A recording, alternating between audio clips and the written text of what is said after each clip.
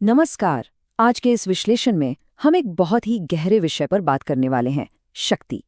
एक प्राचीन आध्यात्मिक प्रवचन के आधार पर हम ये समझने की कोशिश करेंगे कि असली ताकत का मतलब क्या है, और आप पाएंगे कि सच्ची शक्ति बाहरी दिखावे में नहीं बल्कि अंदर की गहरी समझ में छिपी होती है। तो चलिए शुरू करते हैं एक बहुत ही बुनियादी सवाल से। जब हम ताकत या शक्ति के बारे में सोचते हैं तो हमारे दिमाग में सबसे पहले क्या आता है? क्या ये कोई शारीरिक बल है, या कोई अलौकिक शक्ति, या फिर कुछ और? अक्सर हमारे दिमाग में यही सब आता है ना, मतलब ऐसी सुपर पावर्स। लेकिन और ये बहुत दिलचस्प है, जिस प्रवचन की हम आज बात कर रहे हैं वो इन सारी धारणाओं को सिरे से खारिज कर देता है।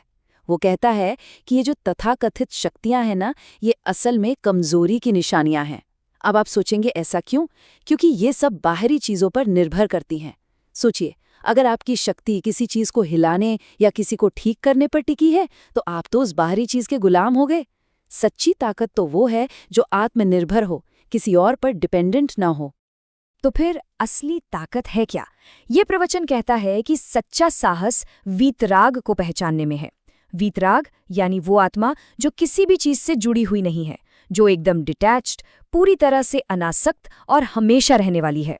तो इस नजरिए से देखें तो असली हीरो वो नहीं जो पहाड़ उठाता है, बल्कि वो है जो अपने मन से उन सारी इच्छाओं और लगाव को हटा देता है जो उसे जन्मों से जकड़े हुए हैं। ये जो अंदर की जीत है ना, यही सबसे बड़ी शक्ति है।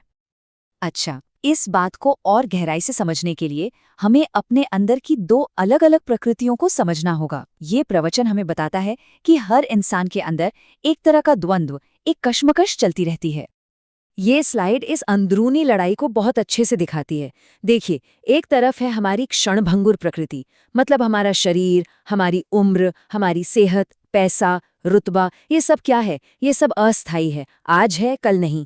और दूसरी तरफ है हमारी चेतन प्रकृति, हमारी आत्मा, जो हमेशा से है और हमेशा रहेगी, जिसे कोई बदल नहीं सकता।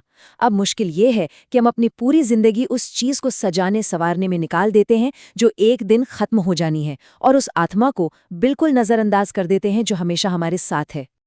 इसको ऐसे समझिए, मान लीजिए हम एक बहुत खूबसूरत घर को सजाने में अपनी पूरी जिंदगी लगा देते हैं, पर उस घर में जो रहने वाला है उसे पूरी तरह से भूल जाते हैं। हमारा शरीर वो घर है और हमारी आत्मा वो है उस घर का निवासी। हमारा सारा का सारा ध्यान बाहरी दिखावे पर टिका है, जबकि असली खजाना तो अंदर छिपा हुआ है। तो सवाल ये उठता है कि अगर मकसद अपनी उस शाश्वत आत्मा को पहचानना और उसे विकसित करना है तो उसका रास्ता क्या है? यहीं पर यह प्रवचन एक ऐसा रास्ता दिखाता है जो पहली बार सुनने में शायद थोड़ा उल्टा लगे। ये रास्ता कंट्रोल करने का नहीं, बल्कि कंट्रोल छोड़ देने का है। इस रास्ते का नाम है जिन विनय। इसका सीधा सा मतलब है पूरी तरह से विनम्र हो जाना और समर्पण कर देना। पर यह हार मानना नहीं है, ये इस बात को स्वीकार करना है कि कोई ऊंची शक्ति है जो इस पूरे ब्रह्मांड को चला रही है, और अपने मैं को, अपने अहंकार को उस शक्ति के सामने रख देना है। और यहीं पर इस पूरी शिक्षा का सबसे खूबसूरत विरोधाभास सामने आता है। जब हम अपनी जिंदगी पर से अपना कंट्रोल छोड़ने का साहस दिखाते हैं, ठीक तभी हमें सच्ची, कभी ना टूटने वाली अंदरूनी ताकत और निडरता मिलती है। तो समर्पण कमजोरी नहीं, बल्कि शक्ति का सबसे ऊंचा, सबसे बड़ा रूप बन जाता है। तो ये जो समर्पण है, ये सिर्फ एक ख्याली पुलाव नहीं है। इस प्रवचन में इसे 9 मजबूत स्तंभों, या कह लें कि 9 विश्वासों के जरिए एक प्रैक्टिकल ढांचा दिया गया है, जो इस रास्ते पर चलने में हमारी मदद करते हैं। ये 9 स्तंभ हमें सिखाते हैं कि कैसे अपनी जिंदगी को मैं की नज़र से नहीं, बल्कि ईश्वर की नज़र से देखें। ये हमें बार बार याद दिलाते हैं कि सब कुछ उसी का है, सारी शक्ति उसी की है, और वो हर जगह, हर कण में मौजूद है। चलिए इनमें से कुछ स्तंभों को जरा और करीब से समझते हैं। शुरुआत करते हैं तीसरे स्तंभ से, जो कहता है सारी शक्ति उनकी है। देखिए, ये एक विचार ही हमारे अहंकार, हमारे ईगो को सीधी चुनौती देता है, जो हमेशा यही मानता है कि जो कुछ भी हमने हासिल किया है, जो भी हमारी ताकत है, वो सिर्फ और सिर्फ हमारी है। इस बात को एक बहुत ही प्यारी कहानी से समझाया गया है। एक पिता अपने बच्चे से कहता है कि उसकी पूरी ताकत में पिता की ताकत भी शामिल है। ठीक इसी तरह हमारी असली शक्ति तभी सामने आती है जब हम ये मान लेते हैं कि हम अकेले नहीं हैं, और वो दिव्य शक्ति हमेशा हमारी मदद के लिए तैयार है। अब देखते हैं एक और मजबूत स्तंभ को, जो हमें सिखाता है कि डर के माहौल में भी शांति कैसे पाई जा सकती है।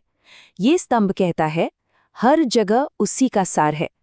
इस कहानी में एक संत दहाड़ते हुए बाघ के सामने तो शांत रहते हैं, क्योंकि उस पल वो ईश्वर से जुड़े होते हैं।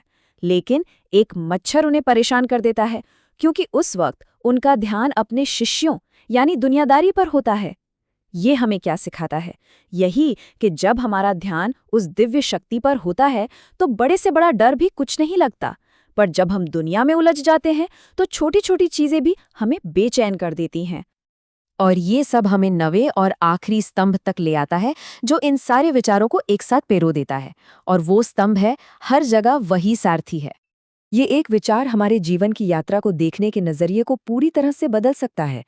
ये हमें नियंत्रण की जिद छोड़कर एक दिव्य गाइड पर भरोसा करने के लिए कहता है। इसका सबसे बड़ा और शक्तिशाली उदाहरण हमें महाभारत में मिलता है। अर्जुन एक महान योद्धा थे, इसमें कोई शक नहीं। लेकिन उनकी जीत सिर्फ उनके बाणों की वजह से नहीं हुई। उनकी जीत पक्की थी क्योंकि उनके रथ के सारथी, उनके गाइड स्वयं भगवान कृष्ण थे।